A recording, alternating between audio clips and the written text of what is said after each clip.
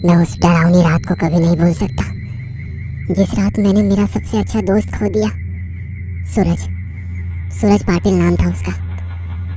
सूरज और मैं बचपन से एक दूसरे के साथ थे। दोस्त कम भाई ज्यादा था वो मेरा। 10वीं कक्षा के बाद हम दोनों ने लातूर के एक प्रतिष्ठित कॉलेज में प्रवेश लिया। हमारे लिए लातूर शहर अनजान था, पर कुछ ही दिनों में हम उस शहर का चप्पा चप्पा जान गए, क्योंकि सूरज और मैं दिन भर शहर में बाइक पर घुमा करते थे। पर एक दिन वही रोज रोज शहर में घूमकर हम बहुत ज्यादा बोर हो चुके थे, इसलिए एक रात हमने लॉन्ग ड्राइव पर जाने का फैसला किया। भाई चल, कामे गांव के जंगल में लॉन्ग ड्राइव पर चलते हैं। सुना है उस जंगल का रास्ता मक्खन की तरह मुलायम है। हम कामे गांव के जंगल की तरफ कभी नहीं गए थे, पर हमने सिर्फ इतना सुना था कि कामे गांव का जंगल सिर्फ नाम का जंगल है, क्योंकि वहाँ हरे भरे पेड़ों के सिवाय कुछ नहीं था।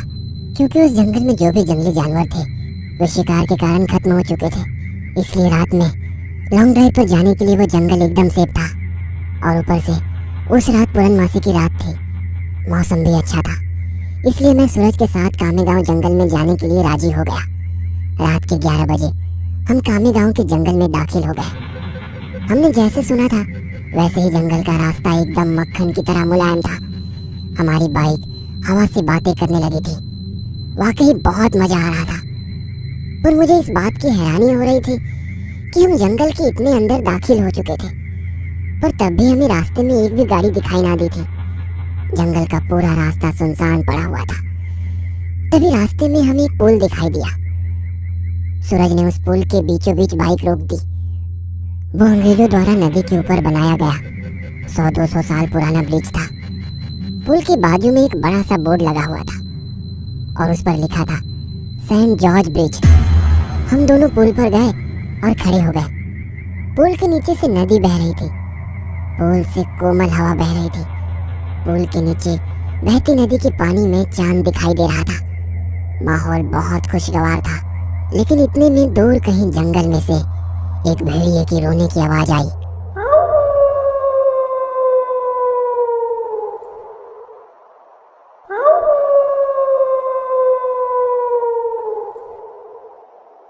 पुल के ऊपर से बहने वाली हवा अचानक से रुक गई। नदी का पानी अचानक से रुक गया।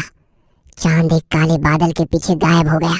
तभी हमारे सर के ऊपर से एक टिटहरी भयंकर आवाज में चीखती हुई मंडराने लगी, मानो वो हमसे कह रही थी कि यहाँ से जल्दी से भाग जाओ। हमारे महाराष्ट्र में ऐसा माना जाता है कि टिटहरी का चीखना अशुभ घटना का संकेत होता है, और मैं ये अच्छी तरह से जानता था। सूरज, मुझे यहाँ पे कुछ अच्छा नहीं लग रहा है। टिटहरी का चीखना मतलब कि हमारे चारों तरफ खतरा मंडरा रहा है। हमें जल्दी यहाँ से निकल जाना चाहिए। अरे भाई, कुछ अशुभ नहीं होता, बस ये अंधविश्वास है। टिटहरी के चीखने की वजह उसका गुस्सैल स्वभाव होता है, और वही उसकी आवाज भी होती है। अब चुपचाप यहाँ खड़ा रह और खूबसूरत नजारा देख, सूरज ने मुझसे कहा। तभी मैंने सूरज के पीछे कुछ दूर पुल की रेलिंग के पास एक औरत को खड़े हुए देखा।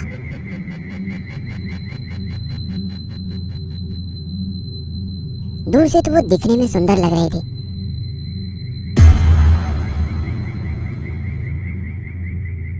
पर वो पुल के नीचे झांक रही थी।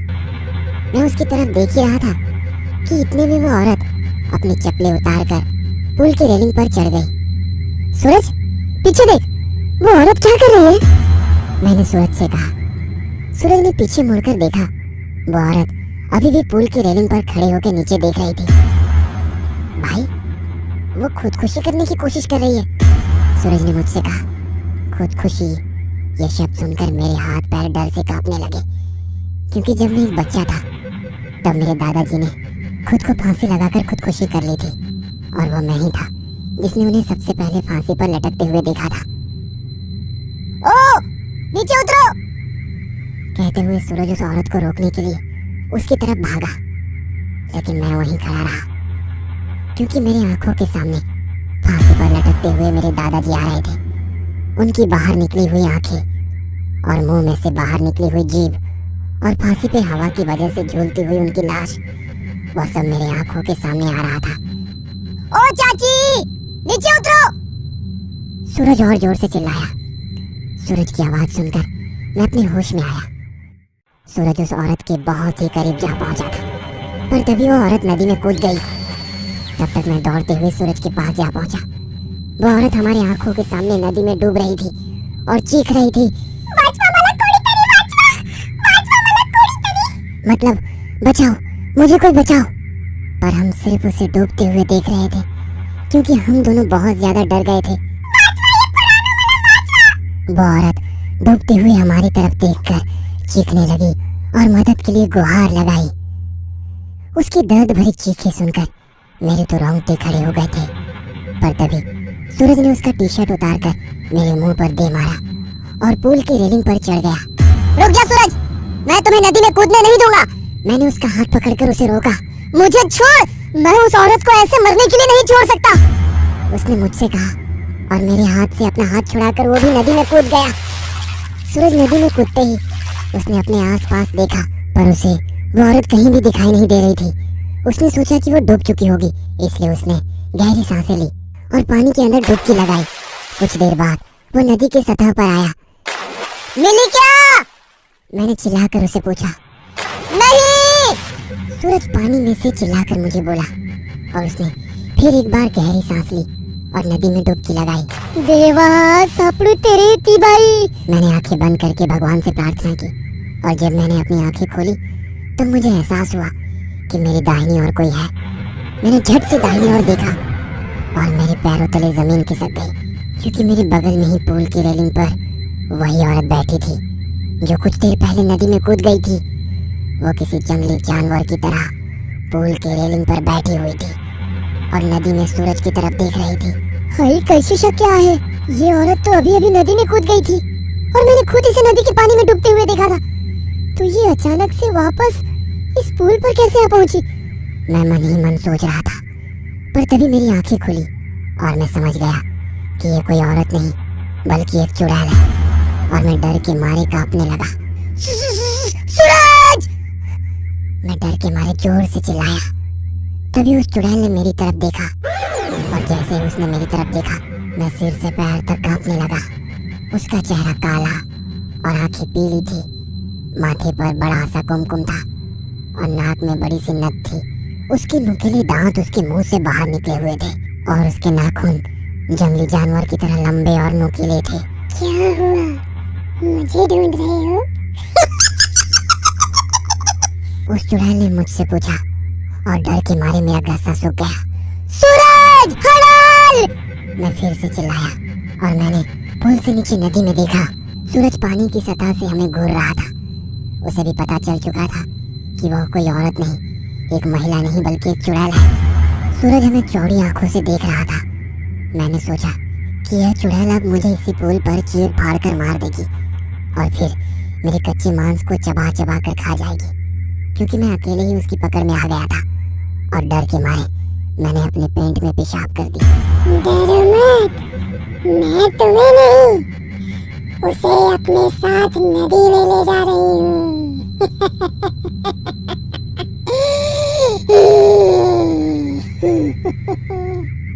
उसने मुझे नदी में तैरते सूरज की ओर इशारा करते हुए कहा। जब मैंने ये सुना तो मेरा दिल डर से दहल उठा। वो पानी में सूरज को अपने साथ ले जा रही थी। सूरज! जल्दी से पानी से बाहर निकलो, नहीं तो ये चुड़ैल तुम्हें नदी के पानी में ले जाएगी, मैंने सूरज से चिल्लाते हुए कहा। यह सुनकर सूरज पानी में ठहर गया। उसके हाथ पांव सुन्न पड़ गए। उसे एहसास हो गया था कि वह नदी में से बाहर नहीं निकल पाएगा, क्योंकि वो नदी के बीचों बीच था। वो काफी डर गया था।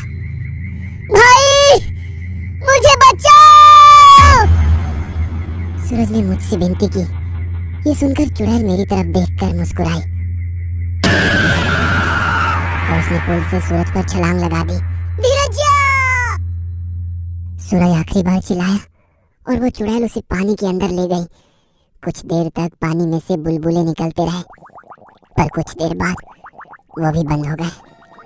मैं आंखें फाड़ फाड़ कर नदी के पानी में देख रहा था और सूरज को पुकारता रहा, पर इतने में मुझे नदी के पानी में खून दिखाई दिया। मेरी आंखों में आंसू आ गए और मैं समझ गया कि उस चुड़ैल ने सूरज को मार दिया है। मैं वो सदमा बर्दाश्त ना कर सका। मेरी आंखों के सामने अचानक अंधेरा छा गया और मैं उसी जगह पर बेहोश हो गया। जब मुझे होश आया तब सुबह हो चुकी थी। मैं 4-5 लोगों से घिरा हुआ था। पुल पर काफी सारे लोगों की भीड़ जमी हुई थी। लोग पुल के नीचे झांक कर देख रहे थे। मैं उठकर पुल के पास गया और देखा कि नदी के किनारे पानी में सूरज की लाश तैर रही थी। उस चुड़ैल ने बड़ी ही बेदर्दी से उसके सीने से दिल निकाल लिया था। मेरा सबसे अच्छा दोस्त मुझे छोड़कर चला गया था। उस दिन मुझे कामे गांव के लोगों से पता चला कि उस नदी में 100-200 साल पहले से ही एक चुड़ैल का वास था। असल में हुआ ये था कि अंग्रेजों के ज़माने में एक अंग्रेज अफसर ने सुंदरा नाम के एक औरत का बलात्कार किया था। ये बात आसपास के सब गांव में फैल गई थी। इसी कारण सुंदरा से गांव की कोई भी औरत बात नहीं करती थी, क्योंकि सब लोग कहते थे कि उसकी पवित्रता नष्ट हो चुकी है, अब वो अपवित्र हो गई है। गांव के लोग उसे हर दिन ताने मारते थे। कुछ दिन बाद सुंदरा के पति ने भी उसे छोड़ दिया। तब सुंदरा अपने मायके चली आई। कामे गांव ही उसका मायके था, पर वहाँ भी उसे बहुत सारी बेइज्जती झेलनी पड़ी। वो लोगों के हर रोज के ताने सुनकर तंग आ गई थी।